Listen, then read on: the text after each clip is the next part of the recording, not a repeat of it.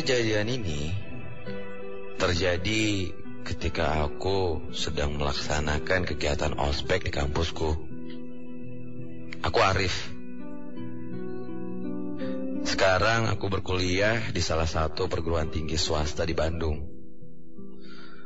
Sebuah perguruan tinggi swasta yang letaknya berada di daerah Lengkong Buah Batu. Dan karena aku bertugas sebagai ketua panitia dalam ospek itu, otomatis aku harus banyak menghabiskan waktuku di kampus. Dimulai dari mengatur acara sampai mendekorasi ruangan-ruangan yang akan dijadikan tempat ospek berlangsung. Hari itu adalah hari sebelum acara ospek jurusan yang besoknya akan dimulai.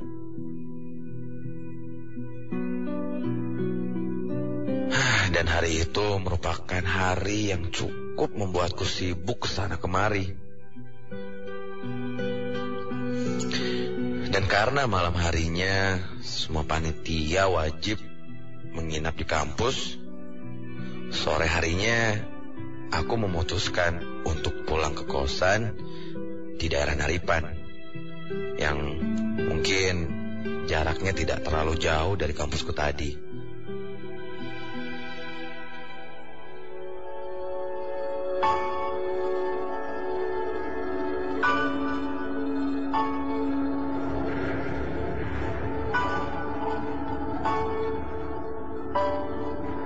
Singkat cerita, aku tiba di kosan menjelang maghrib. Dan karena terlalu lelah seharian sibuk di kampus, aku mencoba untuk beristirahat sejenak. Lumayan ngantuk juga nih. Setelah makan dan mandi, aku pun memutuskan untuk merebahkan diri sejenak di kasur empuku sambil menonton acara TV. Dan tanpa aku sadari, mataku pun mengantuk dan mulai terpejam.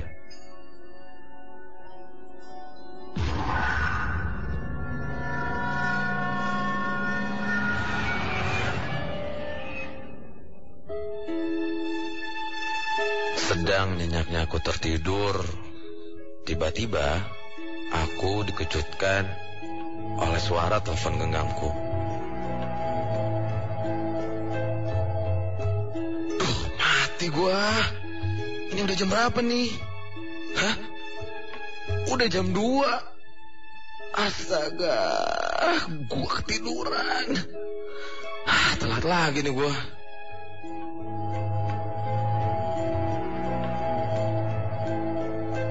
Aku mengangkat telepon genggamku. Dan di sana temanku Acong mulai berbicara dengan nada yang sedikit marah. Duh, Pale, dasar kebluk lo, Rif. Lihat nih, anak-anak udah pada nungguin lo. Lo di mana sih? Lo jangan-jangan di kosan ya? Udah cepetan buruan ke sini. Rapatnya udah mau mulai nih. Tanpa menjawab pertanyaan dari teman kampusku Acong, aku segera mengganti celanaku dan memasukkan beberapa baju serta alat mandi ke dalam tasku. Dengan niatan, besok pagi aku akan mandi di kampus. Dengan segera, aku mengunci pintu kosanku dan berlari sambil membenarkan ikatan tali sepatuku. Sesampainya di ujung gang, aku pun celingak-celinguk menunggu angkutan umum yang lewat. Mudah-mudahan aja masih ada angkot ke arah perempatan Cikawao.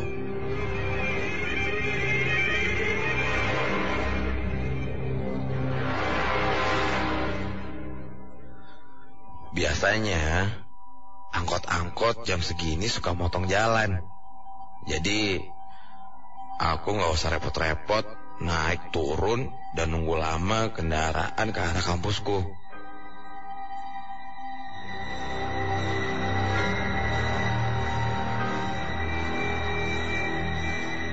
Tiba-tiba saja sebuah cahaya lampu yang cukup membuat mataku silau terlihat dari kejauhan. Dan alhamdulillah ada juga angkot. Dan tanpa berpikir panjang, aku pun langsung mengacungkan telunjukku. Dan angkutan itu pun berhenti tepat di depanku.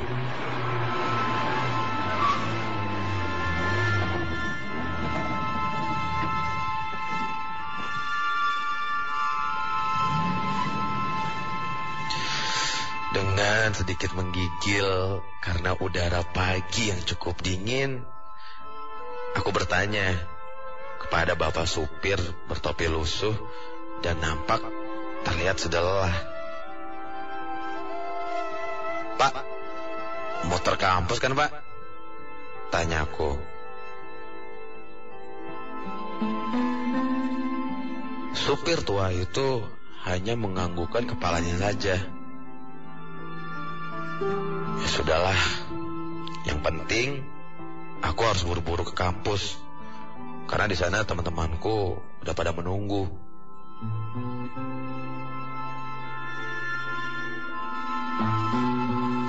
Di dalam angkot yang berwarna biru tua itu, aku mengambil posisi tepat di sebelah pintu keluar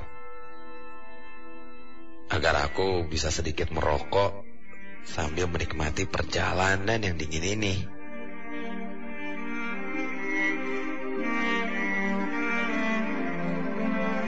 Di depanku duduk seorang ibu yang memangku bayi yang sedang disusuinya. Ibu-ibu itu nampak sudah sangat tua, dengan selendang bercorak batik yang ia gunakan untuk menggendong bayinya, dan baju terusan berwarna putih kotor yang membuatku agak sedikit iba padanya.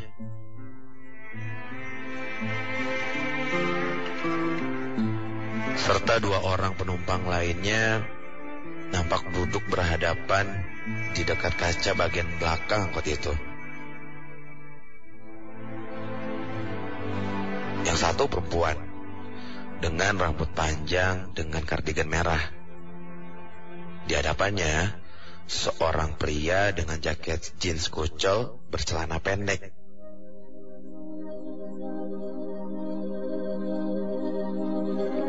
Mereka berdua tampak sedang seru membicarakan sesuatu. Sesekali wanita yang berkardigan merah itu memandangku sambil sedikit tertawa kecil seperti menyindir.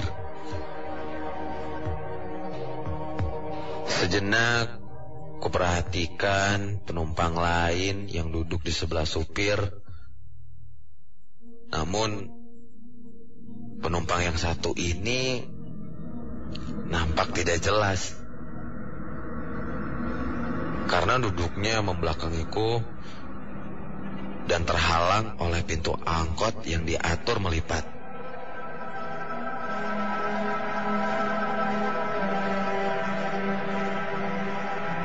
Aku menikmati perjalanan pagi itu. Namun sedikit risih juga sih, karena pasangan yang di pojok itu tertawa-tawa gak jelas sambil melihat ke arahku.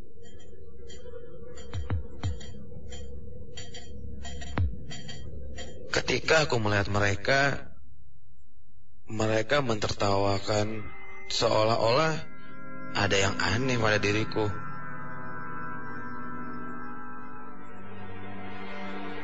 Dan sayup-sayup pembicaraan mereka seperti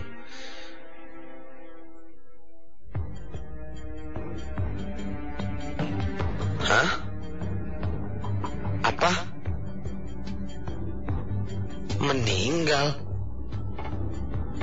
Hah?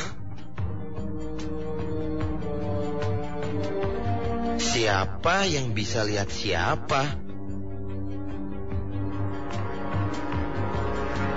Aku semakin merasa risih. Karena keingintahuanku, akhirnya aku merapatkan diri ke dalam angkot. Dan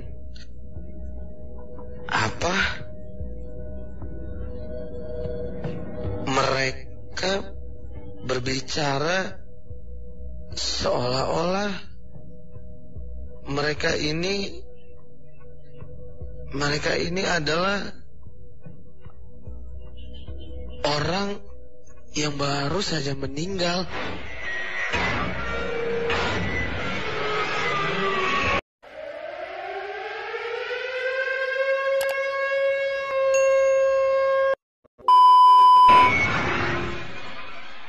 Dan terakhir, dengan jelas, pria itu bertanya pada wanita yang ada di hadapannya sebuah pertanyaan yang membuatku merinding dan terpaku, terdiam, tak bisa bicara. Emang kamu matinya kenapa, Neng? Dan perempuan itu pun menjawab, kan kita semua mati di angkot ini, Mas. Masa Mas lupa? Astaga, obrolan itu membuatku semakin ingin melihat ke arah mereka. Dan ketika mataku mencoba untuk melihatnya, astaga, wanita itu tak bertangan dan matanya perlahan-lahan mengeluarkan darah. Dan ketika aku mencoba mengalihkan arah pandanganku pada pria itu hanya memiliki muka sebelah dan sebelah mukanya lagi hancur tidak karuan dengan darah yang mengucur dari wajahnya. Dengan spontan aku berteriak, "Kiri, kiri, kiri, kiri, kiri, kiri." Tapi kenapa angkot ini terus saja melaju? Dan tanpa aku sadari, di hadapanku sekarang ibu-ibu tadi tampak sedang berusaha menempelkan matanya yang jatuh ke pangkuannya. Dan bayi yang digendongnya pun terus menangis seperti menahan sakit. Ternyata perut bayi itu terbuka mengeluarkan darah dengan usus yang terburai.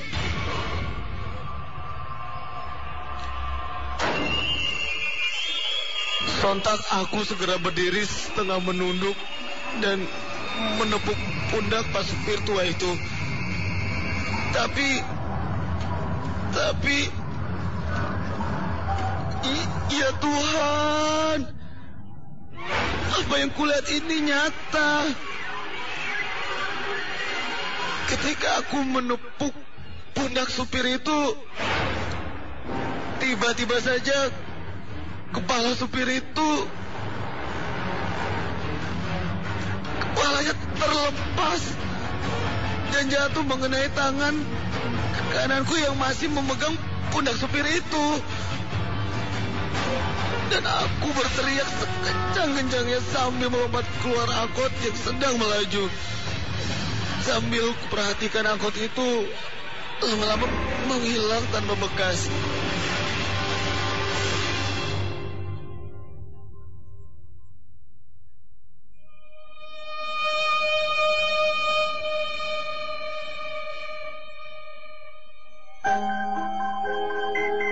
Dan aku tidak ingat apa-apa karena pandanganku menjadi gelap dan sayup-sayup ku dengar suara orang memanggil-manggil namaku.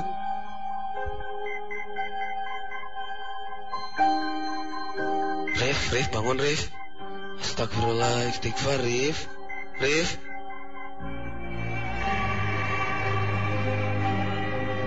Mataku perlahan-lahan terbuka. Dalam keadaan masih tidak jelas dan juga masih kebingungan, aku samar-samar bisa melihat Acong temanku dengan muka yang panik juga.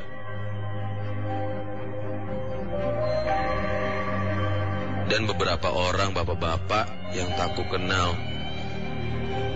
Dan ketika aku menceritakan apa yang terjadi pada Acong, Acong bilang kalau tadi dia sengaja menjemputku karena lama sekali aku tidak muncul di kampus.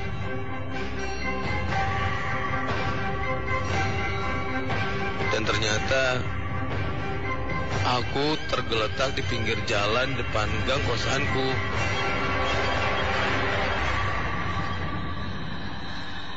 Jadi sedari tadi aku masih di sini. Dan seorang bapak menjelaskan bahwa memang 2 hari yang lalu terjadi sebuah kecelakaan angkot yang menewaskan semua penumpang dan supirnya.